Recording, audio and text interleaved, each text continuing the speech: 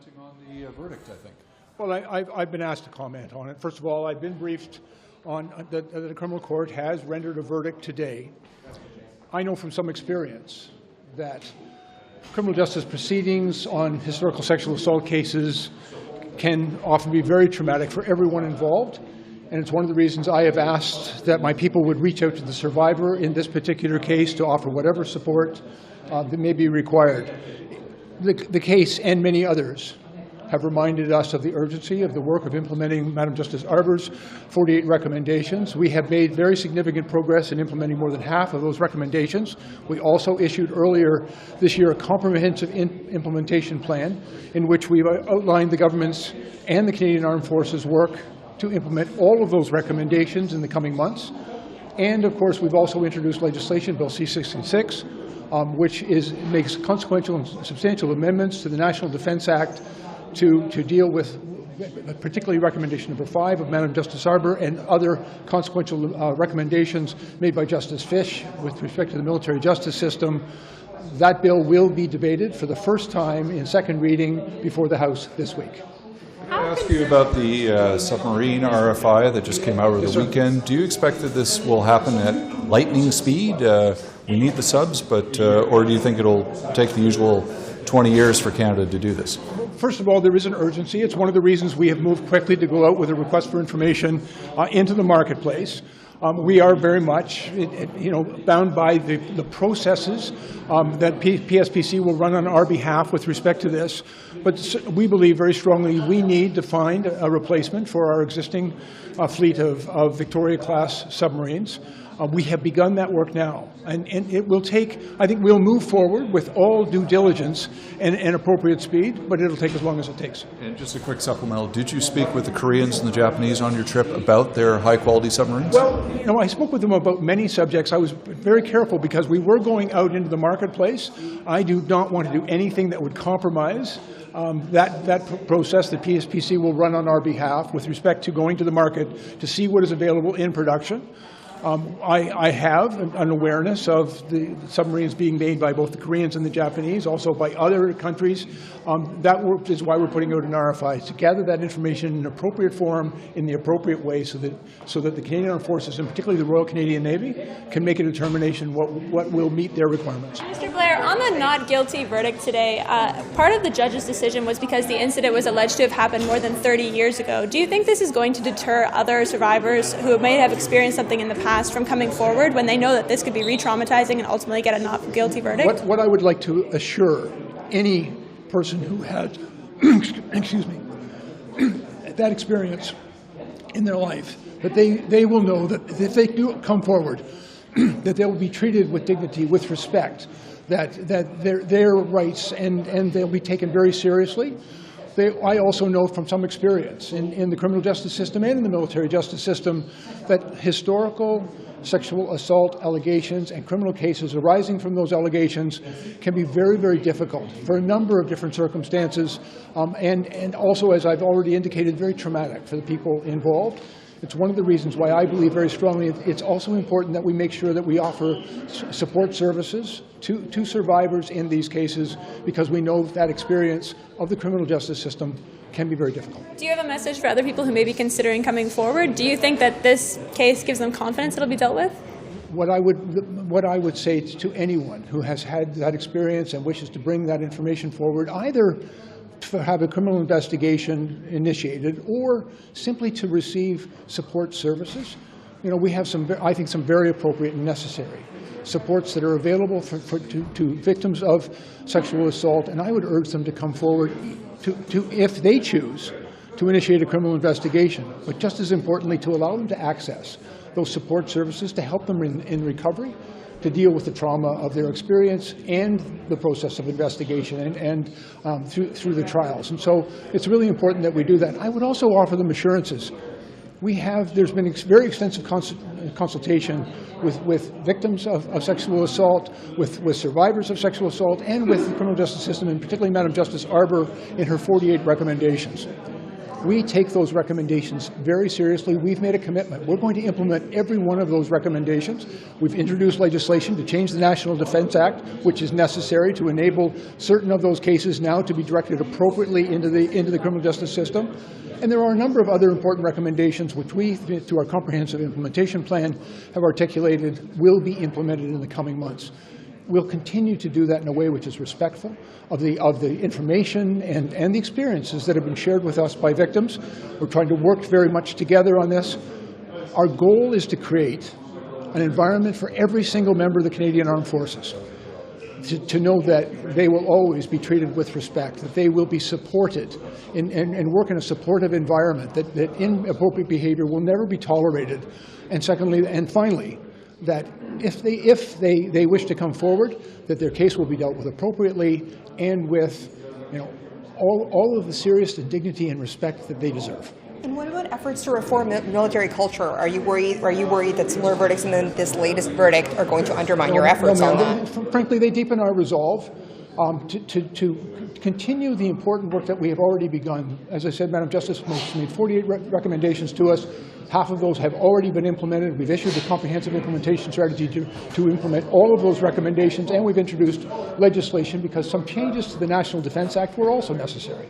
And so that legislation, Bill C-66, will be debated at second reading through the House, and we want to work with all parties in the House to pass it as quickly as possible. I'm very anxious to get it to committee so that they can do their important work, because there are substantive changes in that legislation that are going to help us address some of the concerns arising from this and many other cases. In your reaction to this, Edmundson's lawyer today said that the military and the media rushed the judgment, and that he's essentially been abandoned by an institution he was loyal to for decades. And again, what's your reaction to that? Frankly, I believe very strongly in the criminal justice system. These cases need to proceed through the courts. I'm not going to comment on the outcome of any particular case.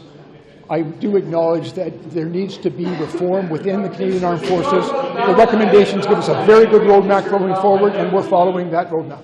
Do you think that the complainant is a victim of the military culture of not speaking up? She said that she didn't speak up 30 years ago because she was worried about losing her job. And again, my concern is in making sure that we provided the appropriate supports for her now.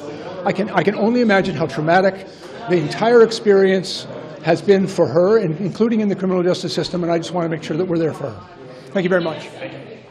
Matin, M. Singh semble envoyer le signal qu'il s'oppose à la tarification sur carbone qui touche les consommateurs, les Canadiens, mais il n'a pas l'air de nous expliquer tellement comment il compte remplacer ce modèle-là, et s'il le remplacerait. Même, comment vous interprétez la prise de position de M. Singh en ce moment? Honnêtement, j'ai beaucoup de difficultés à comprendre ce que fait le chef du NPD présentement, et je pense que je ne suis pas le seul. Le directeur parlementaire du budget, ce matin en comité, a rappelé que là où la tarification carbone fédérale s'applique, 8 familles sur 10, dont les plus pauvres, reçoivent plus que ce qu'ils ne paient en tarification carbone. Alors, si on enlève ça, M. Singh, comme Pierre Poilievre, dit on va enlever de l'argent aux gens qui en ont le plus besoin. Et c'est pas la première fois que le NPD souffle le chaud et le froid là-dessus en disant on a une meilleure solution. Bien, je m'excuse, une meilleure solution qui nous permet d'atteindre, dans le cas de la tarification pour les individus, c'est 10 de nos réductions d'émissions en 2030 à aucun coût pour la société canadienne. Il y a 300 économistes canadiens, dont un prix Nobel, qui ont dit que c'était la meilleure chose. Le Fonds monétaire international ont dit que c'était l'un des meilleurs mécanismes. Et le NPD, lui, il semble dire qu'il connaît ça mieux que tout le monde, mais on ne sait pas c'est quoi. C'est incompréhensible. Et il y a quand même, on se rend compte que la tarification carbone pour les particuliers, c'est devenu une espèce de point focal d'opposition en matière de coût de la vie. On voit M. Eby, ses hésitations en Colombie-Britannique, maintenant M. Singh. Est-ce qu'à un moment donné, vous ne devez pas lâcher du lest aussi? Je pense que le leadership, c'est parfois faire des choses qui sont difficiles dans l'adversité. Et de toute évidence, le NPD, soit au niveau national ou en Colombie-Britannique, ne semble pas être en mesure de faire ça. Oui, les conservateurs ont réussi jusqu'à un certain point à politiser beaucoup l'enjeu de la tarification carbone, mais on voit que plus on prend le temps de leur expliquer le fait que la majorité reçoivent plus qu'ils ne payent, plus l'adhésion augmente. Nous, on va continuer à faire ça. C'est la mesure la plus importante, c'est pas la seule, mais si on est sérieux quant à l'atteinte de nos objectifs de réduction d'émissions de gaz à effet de serre au pays, pays. On a besoin de ça. Mais à quel point est-ce que ça vous complique la tâche de continuer à vendre la tarification du carbone pour les particuliers si même la Colombie-Britannique l'abandonne? C'est quand même la première province à l'avoir fait. C'est quand même... En fait, le Québec l'a fait avant. Je sais qu'il y a beaucoup de gens qui ont dit que le BC l'avait fait avant le Québec, mais le Québec a mis... C'est en 2006 que le Québec a mis en place un prix sur la pollution, la première fois. La Colombie-Britannique est arrivée après. Mais bref, une des provinces les plus progressistes qui avait son prix sur le carbone, est-ce que ça vous complique pas quand même un peu? Encore une fois, c'est pas la première fois où le MPD, dans ce cas-là, en Colombie-Britannique, souffle le chaud et le froid sur la tarification carbone. C'est le parti libéral conservateur de la Colombie-Britannique, de Gordon Campbell, qui l'avait mis en place. Et à l'époque, le NPD s'y opposait. Or, pour le NPD, c'est un peu un retour aux sources en Colombie-Britannique. Puis au niveau fédéral, bien, sincèrement, on ne sait plus sur... En fait, on dirait qu'à chaque fois que Pierre Poilievre dit à Jagmeet Singh « fais ça », ben, il le fait. C'est comme s'il disait « saute », puis Jagmeet dit « quelle hauteur ». Alors, sincèrement, c'est à n'y rien comprendre. Je pense que M. Trudeau s'en vient, fait que je vais vous... Merci. Merci beaucoup. Mais en fait, avez-vous... Look, he wants to get rid of it if you guys get rid of the requirement. Is the carbon tax done for? Like, are we, you guys don't really have a lot of support from your allies anymore. Well, first of all, I've spent a lot of time this summer in my community knocking on doors, attending community events, talking to constituents. And one thing I heard again and again from folks is that Pierre Poilievre cannot be trusted. The people in Ottawa know Pierre Poilievre well. They remember his support for the convoy and the occupation of downtown Ottawa. He's dangerous. His politics is dangerous. His agenda of reckless cuts is going to undermine our prosperity.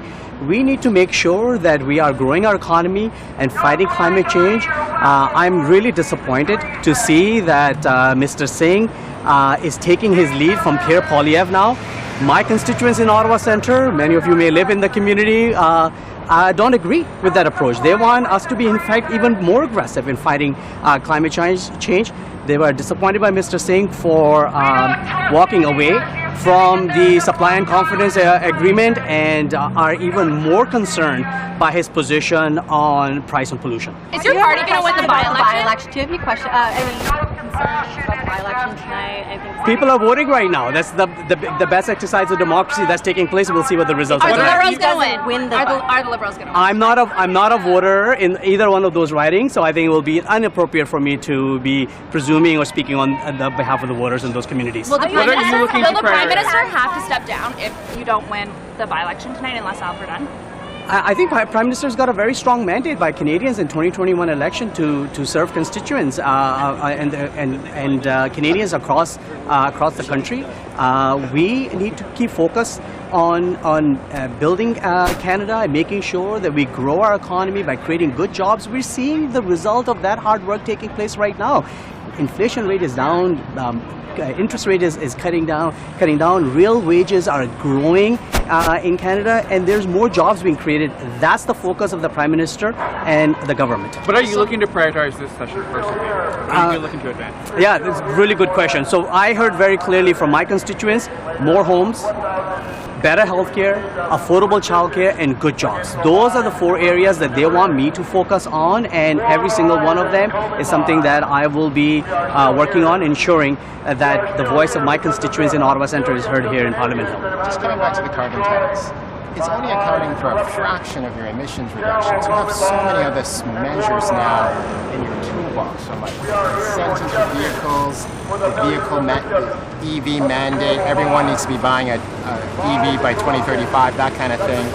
Are there other measures that you have and other tools that you can now rely on instead of something that is so politically toxic like the carbon tax? So I like the way you framed the question because that's a good policy question, right? So I want to take the politics away because when it comes to fighting climate change, we cannot politicize this crisis that we're all living through. I mean, again, every door I knocked on in my riding of Ottawa Centre, climate change always came in the conversation somehow in some context. So, of course, we need to look at all the tools in the toolkit in order to effectively fight climate change. every analysis that I've read, every economist that I have spoken to tells me, from my time in provincial politics, now federally, that a price on pollution is the most effective way of doing it. And that's why we have an industrial price on pollution, we have a consumer price on pollution with a rebate, so making sure that people who need the most help don't left behind. So we always need to continue to analyze that, but to walk away from that fight against climate change, I think it is irresponsible. Thank you. First of all, what do you make of what the BC Premier said? Are you going to lift that requirement so they can get rid of the carbon tax? Is your government showing any movement on that? To be honest, I'm not as up to date as you are. I've had a busy day in Environment Committee, so I'd have to look into that before I provided you with a What do you make of Jagmeet Singh distancing himself from the carbon tax? I think it's a betrayal. It's a betrayal of what the NDP ran on. It's a betrayal of so many progressives in Canada that believe in lowering our emissions and recognize the science behind pricing pollution and how effective it is. Do you want your party to stand behind the carbon tax even through the next election? I absolutely want our party to continue to stand with scientists, with environmentalists, with paleoclimatologists, and with economists that recognize that carbon pricing is the most effective and the least expensive way to lower our emissions. What are your priorities for the fall? What are your priorities for the fall session? I don't know. You're going to set them today? Oh, okay. Yes, I had a lot of conversations with my constituents, and I've heard their concerns, their issues, and I will bring them up here, ready for the work. What do you think Liberals need to do differently to get people back on their side? There's a lot of things we need to do, so we are having those conversations. What are the issues you're looking to bring up? You're prioritizing? Affordability is a very big issue. That I have heard very clearly. People are finding it difficult to make their ends meet. It is really very important that grocery prices are low. We have more housing because that's a big concern for people in Scarborough. In a city like Toronto, the housing prices as well as like the rents have gone up. But it's good. We are seeing a downward trend in the interest rates. I think that will be a big relief for a lot of our people, as the interest rates that we have seen, they have gone like in 3 times. So I hope that there's a positive trend, like inflation is low. So we are seeing some positive trends. So we need to work on things, and Do you have any concerns about the by-elections tonight? let's see what happens tonight. Your priorities for the fall session? Well, first of all, making sure we address the rising cost of day-to-day living for folks in my community. I was out knocking on doors all summer, chatting with hundreds and hundreds of people, and in my community, as is the case across the country, life is becoming less and less affordable. Housing, a key priority in that. In our community, both rents and mortgages have gone way up, and so we need to see more affordable housing built. We need to make sure that large corporate investors aren't buying up the market, and to put in place, for example, a windfall profit tax. The largest oil and gas companies in the country are gouging Canadians at the pumps. Those are the dollars we could be using to make more affordable life for Canadians across the country. What do you make of this renewed battle over the carbon tax? What do you make of Jagmeet Singh's comments specifically and distancing himself from the carbon tax? I can speak for Greens. We're going to continue to be clear and consistent. The fact is that for lowest income folks across the country, they continue to get back more than they pay on the carbon price, not only on the price itself, but even the minor inflationary effects when they're included. Low income folks in my community get more back. It's proven from a climate point of view to help. It's unfortunate that the Liberals have taken other decisions that work at cross purposes with the carbon price, which make it really easy to scapegoat it, as the Conservatives have done. I'm going to stay focused on talking about the fossil fuel subsidies, the $18 billion we give the fossil fuel industry every year. We just had a committee meeting on the TMX pipeline, the $34 billion that Canadians have wasted expanding a pipeline in the midst of a crisis. Those are the dollars we could be using to invest in affordability solutions like improved public transit, like retrofitting folks' homes. That's where we should be having a conversation. As Greens, we're going to continue to support the carbon price, but call for those tens of billions to be redirected towards real affordability measures. You bet. Yeah, thank you all. Take care. Good to see you. Monsieur Plamondon, on est à votre 40e année de vie politique. Ben, j'ai vu ça, les élections. Oui, c'est ça. Qu'est-ce qu'on vous souhaite pour vos 40 ans de vie politique? Ah ben, ça continue, c'est tout. Pas plus que 2-3 autres mandats. OK. C'est ça que vous visez? Oui. Non, ben, je dis comme ça, la prochaine fois, j'ai l'intention d'être là et tout est prêt pour que ça fonctionne bien. À quoi vous vous attendez pour les élections partielles de ce soir? Est-ce que vous avez des bons espoirs pour la circonscription montréalaise? On a beaucoup d'espoir. En même temps, c'est toujours la sortie du vote. Le pourcentage aux alentours de 30%, c'est la sortie du vote qui fait la différence. C'est pas les idées, c'est pas les grands débats, les grandes déclarations, c'est la machine électorale. Rien n'a été négligé pour le bloc. Donc on espère que ça reste un comté qui, normalement, était très difficile pour nous autres dans le temps. Il a toujours été libéral. Mais il n'y a pas avoir de surprise. S'il y a une surprise, c'est nous qui allons le faire. Ah oui? Et bien, vous avez l'air quand même optimiste, non? Oui. Les sondages nous placent bien, mais tu sais, la marge d'erreur dans ces sondages-là, c'est 4,7%. Donc, quand 4 points d'avance, c'est la marge d'erreur. C'est à peu près ça qu'on a d'avance. Mais, point de vue personnel, une machine électorale, rien n'a été négligé. Et la seule petite chose qui peut inquiéter, c'est qu'il y a 2 candidats qui portent le même nom de famille. Oui, hein? Et on a 2 sauvés. L'autre est en premier. Parce que c'est un C. Alors, il y a des gens comme ça. J'ai vécu juste une anecdote. Dans mon comté, il y avait un parti qui s'appelait Québec libre. Dans à peu près une trentaine de comtés, il y a 150, 200 voix. Et dans le mien, il portait le nom de Blanchette, qui était le premier sur la liste. Il y a eu 1300 voix. Et les gens me disaient après, c'était le fun, on votait pour le chef cette année. Alors, ça vous donne une idée que la connaissance des gens n'est pas toujours aussi grande qu'on pense. Là. Alors, dans ce sens-là, il y a cela. Il y a aussi un paquet de candidats qui travaillent, ça n'a pas de bon sens. Donc, les gens se tannent. Il faut qu'il bien saisir le message pour voter à la bonne place. Il faut être patient. Pensez-vous que le Bloc peut aller chercher des gains avec l'entente du NPD qui est terminée? Ça vous donne plus de place dans la discussion? On essaie toujours d'avoir des gains. Nous autres, on a toujours défendu l'intérêt. Puis les dossiers qu'on veut défendre, c'est ceux qu'on défendait là, et qui sont sur le point d'aboutir. On n'est pas là pour l'agenda de M. Poilievre, ni pour celle de M. Trudeau. On est là pour continuer de réclamer des choses qui vont être bonnes pour le Québec, mais qui, par exemple, pour les personnes âgées, vont être bonnes aussi pour le reste du Canada. Alors, quand on nous reproche de nous battre pour les intérêts du Québec, je pense que ceux de l'Alberta, quand ils sont ici, ils se battent pour le pétrole, c'est les intérêts de l'Alberta, ça. Alors, toutes les provinces font un peu la même chose. Nous autres, ça paraît plus parce que c'est le fait français qu'on défend en même temps, mais en même temps, la particularité du Québec qui est différente du reste du Canada, c'est ça. Par exemple, pour ce qui est de la loi sur la laïcité, c'est très bien accepté au Québec à 80%. Et dans le reste du Canada, c'est pas perçu de la même façon. Alors, mais nous, on continue la bataille, mais moi, je ne prévois pas d'élection à l'automne. Non. Mais au budget, ça va être difficile. Parce que ça va être difficile qu'un parti d'opposition vote pour.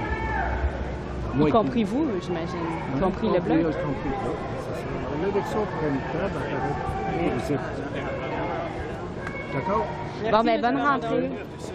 Est-ce vraiment une élection cet automne? Pardon? Est-ce que vous souhaitez vraiment une élection cet automne? Le plus rapidement possible, c'est ce que j'étais en train de dire. Les gens, c'est ce qu'ils me demandent chez nous. Une élection le plus vite.